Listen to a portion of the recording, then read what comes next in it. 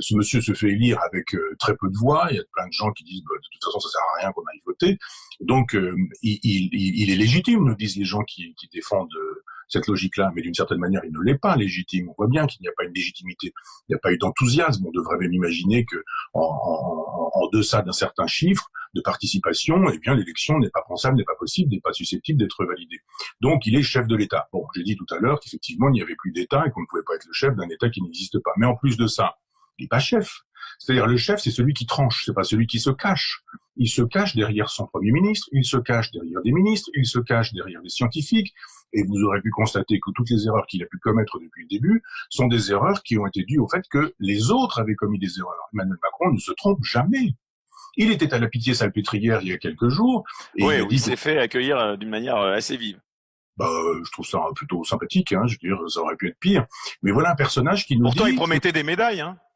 Oui, c'est ça, oui. Justement, il y a aussi des gens qui lui ont fait savoir que les médailles, quand même, quand on risque sa vie et qu'on est sous-payé, il a dit, si vous n'êtes pas d'accord, vous n'êtes pas tenu de venir la chercher, cette médaille. Vous avez vu le mépris.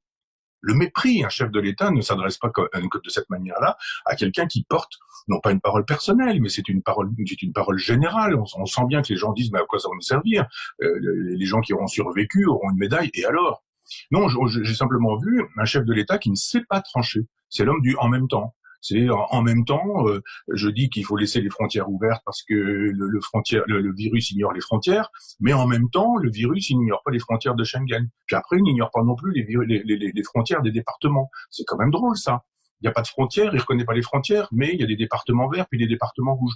Il nous dit il faut continuer à sortir, il sort avec sa femme au cinéma ou au théâtre, et puis après ça, il dit on va s'arrêter de vivre, et puis après il arrête tout. On ne va pas fermer les écoles, puis on ferme les écoles. On ne va pas porter de masque, ça sert à rien, c'est dangereux, etc. Maintenant, si on porte pas de masque, on va payer une amende. Ça n'est pas un chef de l'État, quelqu'un qui nous dit une chose et son contraire, et qui a fait ça régulièrement. Donc quand il nous dit que il avait commencé une réforme de l'hôpital, mais il n'avait pas commencé une réforme de l'hôpital, il avait juste dit lancez-moi le bulldozer sur l'hôpital, lancez-moi le bulldozer sur l'instruction publique et l'école, détruisez-moi tout ça. Maastricht est en train de me demander ça. Il dit... ses prédécesseurs ne l'avaient pas tellement défendu, l'hôpital, hein, non plus. Ah ben non, si vous pensez que je défends les prédécesseurs, ça fait des années que je suis en opposition avec les présidents de la République de droite et de gauche pourvu qu'ils défendent Maastricht. Hein. Donc voilà quelqu'un qui nous dit, j'ai cru que finalement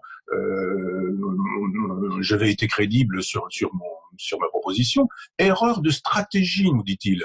Erreur de stratégie. Il ne dit pas erreur sur la finalité de la stratégie. La stratégie, c'est ce qu'on met en place pour parvenir à une fin. La tactique, c'est ce qu'on précise dans la stratégie. Mais il ne dit pas qu'il avait tort sur le fond. Donc il ne dit pas j'ai eu tort de détruire l'hôpital français. Il a juste dit j'ai eu tort d'utiliser cette stratégie.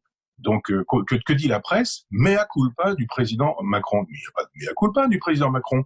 Il nous dit juste j'aurais dû m'y prendre autrement, avec un peu plus de cynisme, avec un peu plus de rouerie. Mais finalement, le projet, c'était quand même de détruire les hôpitaux dans les provinces, dans les campagnes, dans les sous-préfectures. Et que nous dit ce monsieur? C'est cruel pour moi. C'est cruel pour moi. Nous allons vers les 30 000 morts.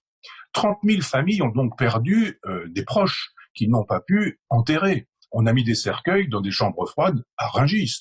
Il y a des médecins qui sont morts, il y a des personnels soignants qui sont morts, il y a des femmes qui ont perdu leur mari, il y a des maris qui ont perdu leurs femmes, il y a des enfants qui ont perdu leurs parents. C'est cruel pour moi.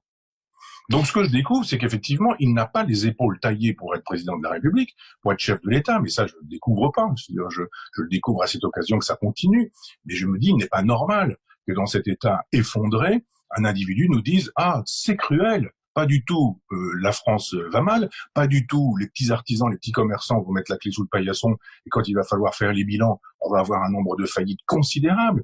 C'est pas cruel pour les personnes âgées dans les EHPAD qui sont mortes, c'est pas cruel pour les gens qui se sont suicidés dont on n'a pas parlé, c'est pas cruel pour les gens qui ont fait des déprimes, c'est pas cruel pour les femmes qui se sont fait frapper par des maris violents pendant le confinement. Non, la cruauté, elle est pas là, elle est dans le fait que quand même, on n'a pas cru qu'il avait fait des choses bien pour l'hôpital. J'ai dit, mais c'est un cynisme absolu et c'est surtout la démonstration qu'il n'est pas chef de l'État.